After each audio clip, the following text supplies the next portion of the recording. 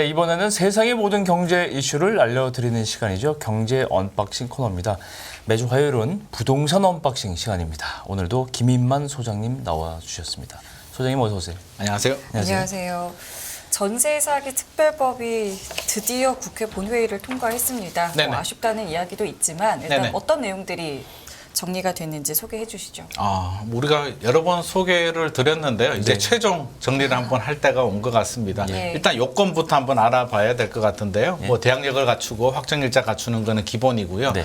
보증금 기준이 3억이었는데 최장 5억까지 이제 확대했습니다. 5억까지 조정되도록 만들었고요. 조정됐군요. 예. 그다음 우리가 알고 있는 여러 가지 내용들 나오죠. 이제 뭐 그 사기 의도가 있다. 또 바지 사장, 집주인이 능력 안 되는 바지 사장이 임대해 있는 경우들도 사기 대상이 될 수도 있고요. 예. 무자본 갭 투자, 그러니까 능력이 안 되는 분들이 많이 투자한 경우들도 사기 전세 사기 특별법 대상에 포함될 수 있도록 포함을 했습니다. 그래서 이렇게 대상이 되시는 분들은 이제 혜택을 받게 되는데요. 네. 혜택이 몇 가지가 있습니다. 첫 번째 가장 눈에 띄는 혜택이 이제 경매거든요. 그래서 경매 지원을 해주겠다는 건데. 세입자 집이 이제 경매에 넘어가게 된다면 일단 멈출 수 있는, 유예할 수 있는 그런 권한을 주게 되고요. 네. 우리가 여러 번 다뤘던 우선 매수권. 네. 제3자가 낙찰을 받더라도 그 가격에 세입자가 그 집을 낙찰받을 수 있는 권한을 주는 게 우선 매수권인데 네. 우선 매수권을 주게 되고요. 우선 매수권 싫다는 분들은 공공이 우선 매수권을 가지고 낙찰을 받은 다음에 공공 임대로 주겠다. 이런 내용들이 들어가 있습니다. 그래서 이런 내용들 또 세입자가 집을 살 수도 있잖아요. 그렇죠. 저리 대출 해주겠다. 이런 내용들 들어가 있고요. 여기 가장 또 눈에 띄는 것 중에 하나가 이제 금융 지원인데 결국 돈이잖아요. 네. 최우선 변제금을 받지 못하는 분들은 무이자 대출을 해주겠다라는 내용이 들어가 있습니다. 이게 저는 가장 눈에 띄는 내용이고요. 네. 그다음은 이제 신용. 전세자금 대출도 받았고 신용에 문제 생길 수도 있으니까 다른 집을 살 때도 문제가 되니까 신용 유예를 해주겠다. 생계가 굉장히 어려운 분들, 생활이 어려운 분들 있잖아요. 그런 예. 분들은 긴급 자금 지원을 해주겠다. 월 156만 원씩 6개월 동안 자금 지원을 해주겠다. 이런 주요 내용들이 들어가 있습니다. 근데 저 지난번에도 저 얘기를 했었는데 최우선 변제 관련해서 네. 최우선 변제보다 더 우선되는 게 세금 문제잖아요. 네네. 그 집주인이 세금 물려있는 걸 먼저 국세로 떼고 나서 이제 받으면 변제가 되면 이제 그게 이제 문제가 될 텐데 네. 이건 어떻게 됐어요? 우리가 이제 경매 넘어가게 되면 이제 가장 문제가 되는 게 이제 세금하고 선순위 권리거든요. 그렇죠. 세금이 국가 이제 집주인이 세금을 체납하게 되면 국가가 항상 경매 넘어갈 때 세금을 제 1순위 1순위로 1번입니다. 번호표를 예. 뽑으면 1번 번호표는 이제 국가가 가지고 가게 되고요. 예. 2번 번호표는 나보다 먼저 뭐 근저당을 잡든지 어떤 권리 관계가 있는 사람이 두 번째 내가 먼저 왔으니까 가지고 갈래라고 해서 가지고 가고요. 그렇죠. 이제 세 번째가 이제 세입자가 되는데 남는 게 있으면 세입자가 그래도 좀 가지고 갈 텐데 1번, 2번이 금액이 많아서 다 가지고 가버리게 되면 그렇죠. 세입자는 한 푼도 못 가지고 가는 인천 사기 같은 경우는 이제 그런 경우들이 꽤 있습니다. 그래서 최우선 변제금이라고 한다면 최소 금액 정도는 국가나 선순위보다도 야 세입자한테 요 정도는 좀 주자라는 금액입니다. 그래서 최우선 변제금이 굉장히 중요한데 이게 기준 금액이 있거든요. 네. 모든 사람들이 다 받는 건 아니고 기준 금액에 해당이 되어야만 이걸 받을 수 있기 때문에 의외로 못 받는 분들이 꽤 많이 있습니다. 그렇게 그래서 될 거네요. 억울하게 이 금액 정도도 못 받는 분들은 그 금액 정도는 무이자 대출을 해주겠다 정부가. 대출. 그래서 그렇죠. 그러니까 받는 분들은 그냥 받으면 되고요. 네네. 못 받는 분들은 그 금액 정도는 무이자 대출을 해주겠다는 게 가장 좀 눈에 띄는 대책입니다. 근데 이 최우선 변제금을 받는다고 해서 전세금을 다 받는 건 또 아니겠죠? 다 받으면 참 좋을 것 같은데요. 예. 다 받을 수는 없습니다. 왜냐하면 이걸 다 받아버리게 된다면 세금 체납된 국가도 손해를 보게 되고요. 선순위 은행에서 돈 맞아요. 빌려줬다. 예. 우리는 은행 생각하니까 돈 많으니까 좀 덜 받아도 되지 않냐라고 하는데 그게 은행이 아닐 수도 있고요. 그렇죠. 뭐 개인이 될 수도 있습니다. 예. 돈 빌려주고 저당권 설정할 수도 있기 때문에 최우선 변제금을 늘려버리게 되면 선순위들이 억울하게 또 손해를 볼 수도 있습니다. 네네. 그래서 지역마다 기준이 다 다른데요. 서울 기준에서는 보증금 1억 6,500만 원 이하에 5,500만 원까지만 주게 됩니다. 그러니까 1억 6,500만 원이 서울 기준에서 넘어버리게 되면 못 받는 분들이 생기니까 그분들에 대해서는 5,500만 원은 무이자 대출을 해주겠다라는 내용이고요. 초과되는 금액에 대해서는 현실적으로는 좀 어렵고 정부는 저리 대출을 좀 해주겠다라고 합니다. 이 금액상으로 보면 서울 전세 가격을 봤을 때 이 가격은 조금 굉장히 낮은 낮죠. 그, 예, 맞습니다. 예, 조금 조정의 뭐 가능성이 있나요? 이게 야당에서는 이제 계속 조정을 해주자라고 주장을 했고요. 이게 예. 사실 매년 이렇게 올라갑니다. 물가가 오르는 만큼 조금씩 네. 올려주는데 이번에 특별법에서는 조금 더 올려주자라고 했는데 예. 받아들여지지 않았고요. 대신 이제 못 받는 분들은 무이자 대출을 해주겠다. 초과되는 금액은 저리 대출 해주는 정도로 정리가 된 것 같습니다. 아니 결국 최우선 편제 해도 네. 못 받는 금액은 못 받는 거예요, 그죠? 그렇죠. 못 받는 금액은 못 거예요. 받습니다. 예, 이게 맞습니다. 내가 언젠가는 근데 형사 사건 아닙니까 이거는? 뭐 형사사건 이제 소송을 하게 되면 형사사건으로 갈 수가 있는데요. 예. 형사사건을 하든 우리가 소송을 하더라도 이게 집주인이죠. 사기를 하신 분들이 받아내야죠, 근데. 받아낼 게 있어야 되는데 문제는 받아낼 게 없다. 자세는 다 빼돌려 놓는다든지 뭐 그렇게 되면 체납이 많다든지 그런 하면 가지는 현실적으로는 받기가 굉장히 어려울 것 같습니다. 이게 가장 좀 문제가 되는 부분이고요. 소송을 해서 문제가 될 것 같았으면 아마 이렇게 우리가 사회 이슈가 되고 특별법까지 안 만들어도 됐을 것 같은데 현실적으로는 소송을 한다고 하더라도 자칫 잘못하면 소송비만 또 그래요. 더 추가되는 경우들이 생길 수도 있습니다. 어쨌건 그래서 이제 저리로 대출을 해준다. 네네. 이게 결론인 건가요, 그럼? 맞습니다. 무이자 못 받는 분들은 무이자 대출을 해주고요. 또 초과되는 금액에 대해서는 저리 대출을 해주겠다라는 게 제가 볼 때는 가장 현실적이고 좀 도움되는 내용이라면 내용일 수도 있을 어쨌건 것 같습니다. 안타까워요. 전세금 떼이고 저리 대출로 받더라도 다시 또 빚이잖아요. 빚이죠. 네. 그래서 이제 피해자들은 굉장히 반발하고 있고요. 아, 우리 지금 또 대출이 많은데 또 대출 받아라는 거냐. 무이자 대출도 결국에는 원금 상환을 해줘야 되기 때문에 예. 결국에는 월급 받아서 대출 상환하다가 그냥 10년 세월 다 가버리겠다라는 목소리들이 나오고 있습니다. 네. 이 외에도 피해자분들께서는 이게 반쪽짜리라고 계속 주장하고 계시는데 또 네. 다른 이유는 어떤 게 있을까요? 이게 반쪽짜리라고 주장할 수밖에 없는 게 이제 서로 바라보는 관점이 좀 다릅니다. 피해자들 입장에서는 직접 구제, 미반환 내 받지 못하는 전세금을 받게 해주고 정부가 아까 말씀하신 것처럼 네네. 그 사기하신 분들한테 구상권을 청구하든 네. 정부가 소송을 해서 좀 받아내면 안 되겠냐. 후정산을 하고 우리한테는 정부가 좀 먼저 달라라고 계속 주장을 했는데요. 네. 정부 입장에서는 입장이 굉장히 완고했습니다. 안 된다. 처음부터 안 되고요. 마지막까지 국회 논의 과정에서도 안 된다고 했는데 아마 예산 문제가 좀 있었던 것 같고요. 네. 피해 규모를 구체화시키지도 못합니다. 앞으로 이게 2년 동안 한시법인데 2년 동안 전세 사기 사건이 얼마나 생길지도 모르겠고요. 그렇죠. 예산을 얼마나 잡아야 될지도 모르겠고 그렇죠. 형평성 문제. 아니 그러면 보이스피싱 당하신 분들도 억울하고 수많은 그래요. 사기 사건들이 있는데 맞아요. 민사 사건에 왜 전세 사기만 정부가 직접 구제를 해주냐? 그럼 모두 다 구제해줘라라고 했을 때 현실적으로 정부가 그렇게 해줄 수는 없는 거거든요. 그래서 서로 입장 차이가 너무 극명하기 때문에 사실 누구 편을 들기도 어렵고요. 저는 양쪽 입장이 다 이해는 되는데 피해자 입장에서는 또 전 재산을 또 받지 못하는 경우이기 때문에 좀 굉장히 좀 안타까운 상황입니다. 이 특별법을 그래서 예측이 하기가 어렵고 그 변수가 생기기 때문에 6개월마다 좀 보완을 하겠다 이렇게 얘기를 했잖아요. 어떤 네네. 점이 좀 앞으로 좀 보완될 것 같아요? 제가 볼 때는 뭐 획기적으로 바뀌기는 어려울 것 같고요. 보증금 기준은 이제 5억으로 했는데 네네. 상황에 따라서 5억을 뭐 살짝 올려줄 수도 있고요. 뭐 그 금리 저리 대출 같으면 금리가 시간에 따라서 변경될 수도 있기 때문에 예. 금리를 뭐 살짝 내리는 정도, 그 정도 수준까지는 지원해 줄 수는 있는데 아까 말씀하셨듯이 구조 자체가 바뀌어서 못 받는 돈을 받게 해준다. 이런 특단의 대책이 6개월마다 이렇게 갱신되기는 좀 어려울 것 같습니다. 그렇죠. 알겠습니다. 자, 주제를 좀 바꿔서 이번에는 부동산 움직임 좀 살펴보겠습니다. 이번 주 부동산 시장 동향 어떻게 나왔나요?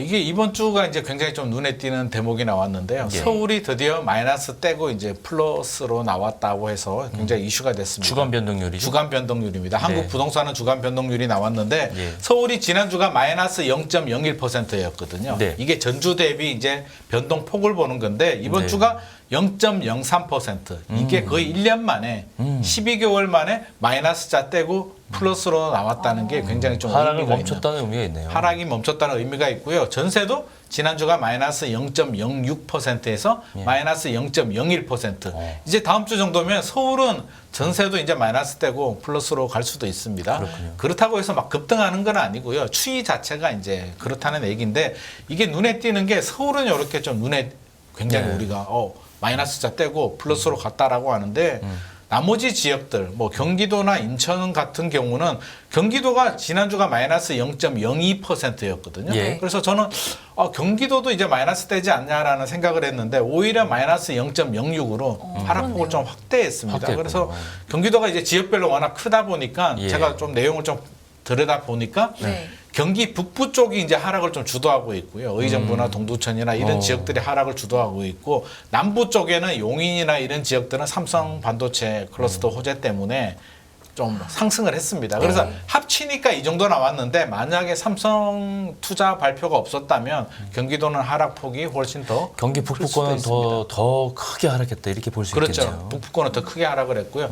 그런 삼성 투자 계획이 없었다면 하락폭은 더 커질 수도 있습니다. 그렇겠네요. 지방도 비슷합니다. 마이너스 0.09에서 마이너스 0.08. 그냥 예. 보합 수준이기 때문에 서울만 좀 반짝하고 있는 거 아니냐 하는 그런 의견도 있습니다. 저 지방 중에서 혹시 구체적으로 도별로 도나 시별로 살펴보면 뭐 그런 통계는 안 보셨습니까? 지방도 거의 뭐 지역마다 좀 편차는 있는데요. 대구 같은 경우는 뭐 지난주보다는 살짝 좀 거의 뭐 마이너스 0.15가 나왔는데 비슷한 수준이고요. 세종시는 꾸준히 상승 흐름 보이고 있습니다. 유일하게 전국에서 플러스가 세종시였는데 이번 주에 이제 서울도 하나 추가되긴 했고요. 네. 세종시가 지금 굉장히 따끈따끈하게 뜨거운 지역으로 떠오르고 있습니다. 세종은 엄청 많이 빠졌잖아요. 그러니까요. 너무 많이 빠졌기 때문에 공이 깊으니까. 사실 이거는 상승이라기보다는 너무 작년에 가장 많이 빠진 지역이 세종시거든요. 그래서 세종시는 좀 나은데 대구나 부산이나 이런 지역들은 여전히 마이너스자를 맞습니다. 떼지 못하고 있습니다.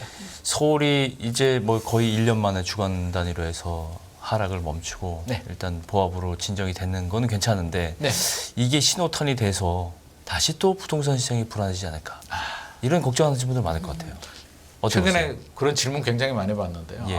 또 불안하다. 야 지금 무리해서 또 사야 되는 거 아니냐. 그러니까요. 이런 이야기들 나오고 있는데 네. 이 통계만 보면 굉장히 불안한데요. 예. 저는 눈에 띄는 게 뭐냐면 우리 13 대책 발표되고 13 대책 발표 전에 작년 4분기였죠. 예. 10월에서 12월 거의 폭락 수준으로 집값이 떨어지다가 네. 13 대책 발표되고 이제 급매물이 소화가 되면서 조금씩 회복을 해서 지금 단계까지 왔는데 3월, 2월, 3월보다는 4월, 5월이 회복 속도가 조금 더딘 게 저는 느껴집니다.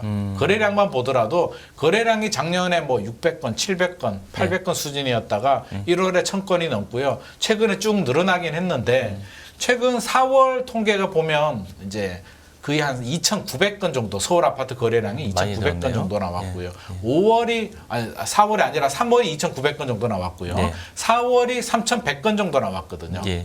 근데 이게 회복 속도가 조금씩 더뎌지고 있어요. 그래서 이게 경기도나 지방 통계를 보더라도 이제 급매물 가격이 뚝 떨어진 급매물들은 사기 시작했는데 요즘 호가가 좀 올랐잖아요. 네. 가격이 오르다 보니까 매수자들이 아니 금리가 떨어진 것도 아니고 과도한 상승에 대한 피로감이 여전히 누적된 상태에서 경제도 안 좋은데 우리가 이렇게 따라가도 될까라는 약간 불안한 마음을 또 느끼고 있는 것 같습니다. 그렇죠. 집주인들은 저렴하게 나 안 팔래 라는 생각이 지금 확고한 상황인데 예. 매수자들은 이게 매수자들이 계속 따라가주면 이제 계속 상승 거래가 이어지는데 매수자들이 지금 약간씩 갸우뚱하는 상황이기 때문에 네. 걱정하시는 것처럼 막 큰 폭의 상승이 있지는 않을 것 같습니다. 아직은 거래량 동반이 안 되고 있다는 점에서는 맞습니다. 과열은 아니다. 네네. 네. 그리고 금리 있잖아요. 금리가 이제 3연속 동결이 됐는데 네. 글쎄 뭐 금리 인상이 이제 끝났다고 봐도 되는 걸까요? 금리 인상은 현실적으로는 좀 저는 뭐 끝났을 것 같습니다. 본의 아니게 끝났을 것 같은데요. 네. 왜냐하면 이게 세 번째가 굉장히 좀 의미 있는 수치이고요. 이제 시장에서는 당분간 동결로 갈 것이다. 저도 그렇게 생각하고 있고요. 많은 분들이 동결로 갈 것이다라고 생각을 하는데 네. 우리 시장에서는 항상 예측 가능한 범위 내에서 움직이면 예. 자극을 좀 받지 않는데 예상하지 못하는 상황이 발생하면 자극을 받거든요. 예. 그게 무슨 말이냐면 갑자기 한국은행이 금리를 내렸다. 그러면 어떤 상황이 발생할까요? 와, 이제 드디어 유동성이 금리 풀리는구나. 내린다. 돈이 풀리는구나. 그렇죠. 돈이 풀리는구나. 불확실성 끝났다. 오를 일만 남았다라고 해서 앞서서 말씀하셨듯이 불안한 실수요자들이 무리하게 또 들어오면서 가격이 그렇죠. 단기간에 급등할 가능성이 있고요. 반대로 미국이 뭐 금리를 올려서 다시 또 올렸다라고 하면 끝이 아니었다.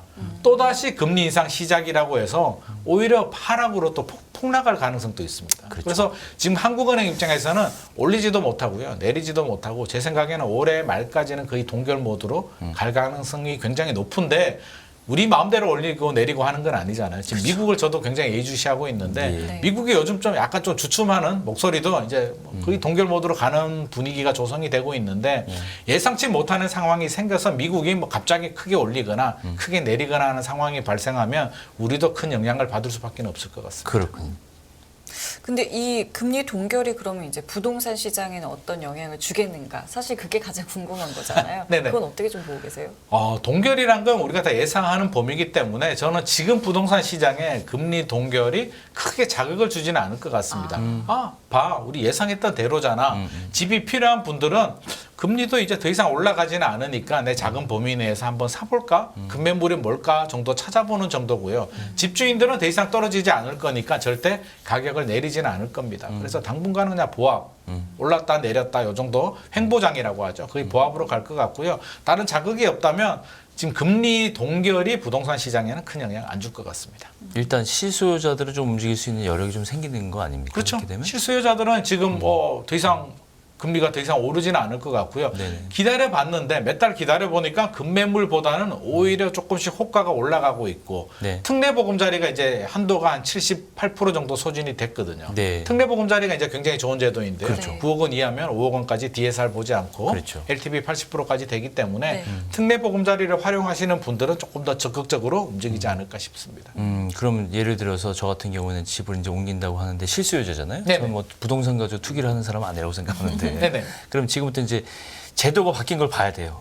이제 그렇죠. LTV 대출도 있어야 되고 뭐 어느 정도 예를 들어서 토지거래 뭐 허가 구역인지 그럼요. 풀린 건지도 봐야 되고 이런 것들이 굉장히 많은데 이런 것들이 너무 복잡하게 많이 바뀌어서 요인도 많고 맞습니다. 이게 이제 시청자 여러분들도 국민들도 굉장히 좀 각인돼 있지 않은 맞아요. 약간 이제 인지돼 있지 않은 부분이 많아요. 이제 그러니까요. 이거를 조금 확실하게 좀 은행에다가 이제 그런 대출 때문에 이제 상담을 해보면 네. 은행에서도 아직 결정된 게 아닌 게 또 이렇게 대답을 한 은행 맞습니다. 측에서도 사실은 확실하게 이건 이렇고 저건 대답을 못하는 경우가 많은 것 같아요. 이게 지금 시장이 굉장히 혼란스럽고요. 예, 예. 정부가 발표가 됐는데 이게 법 개정이 안 된 부분도 그렇죠. 있거든요. 그런 취득세 부분도 있고. 중과세도 그렇고요. 그렇죠. 실거주 의무도 아직도 해결도 안 된 맞습니다. 부분이 그런 있죠. 부분 그래서 때문에요. 토지거래가는 또 지역마다 달라요. 서울, 강남에서도 토지거래가가 적용되는 지역이 있고요. 맞아요. 아닌 지역들도 있기 때문에 예. 토지거래 허가가 지정이 되어 있으면 실거주자 아니면 전세 끼고는 살 수가 없습니다. 그래서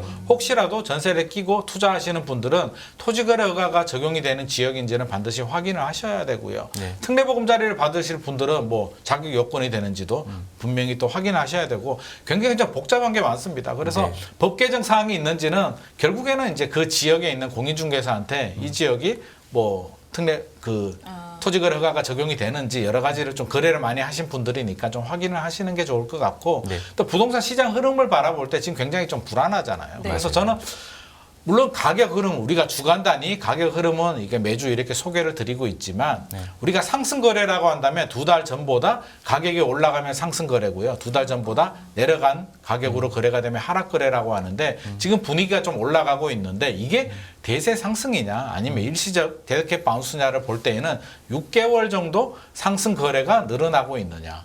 그리고 거래량도 2021년에 한 5천 건 정도 됐었거든요. 평균이 한 5천 건 정도 서울 됐거든요. 아파트 거래. 서울 아파트 거래량이. 그러면 그 정도 거래량을 회복을 하면서 상승 거래가 6개월 정도 지속이 된다면 다시 대세 상승이 될 가능성이 있고요. 그렇지가 않고 지금 수준에서 거의 이제 보합 수준으로 간다면 아직까지 불확실성이 여전히 존재하고 있기 때문에 자금 여력이 안 되시는 분들은 좀 리스크 관리를 할 필요도 있을 것 같습니다. 그렇군요. 뭐 소장님 말씀은 최근 앞으로 1년간 집값 상승 하락 전망을 여쭤봐도 같은 대답을 하시겠네요.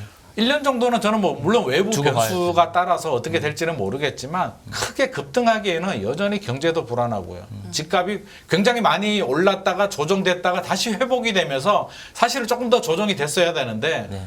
우리 매수자들이 느끼기에는 여전히 높다. 소득 대비 집값이 좀 떨어지나 싶었더만 결국에는 올라서 이게 결국에는 너무 높은 거 아니냐라는 불안한 그 마음이 말 있고요. 진짜 솔직하면 저도 그렇게 생각합니다. 그렇죠. 조정이 그래서 생각보다는 좀 덜 오잖아요. 좀 조정되다가 많은 부분이 예. 좀 있고 특히 이게 수도권 외곽 지역이나 지방 같은 경우는 고점 대비 한 마이너스 30% 또는 그 이상 하락한 지역들이 있는데 서울에서는 오히려 압구정 같은 경우는 하락이 맞아요. 아니라 오히려 신고가가 나오고 있고요. 맞습니다. 대부분 강남 지역들도 마이너스 10%에서 20% 정도밖에 조정이 안 됐기 때문에 실제로 집을 사려고 알아보다가 뉴스에서는 많이 떨어졌다고 했는데 이거 오히려 더 올랐네?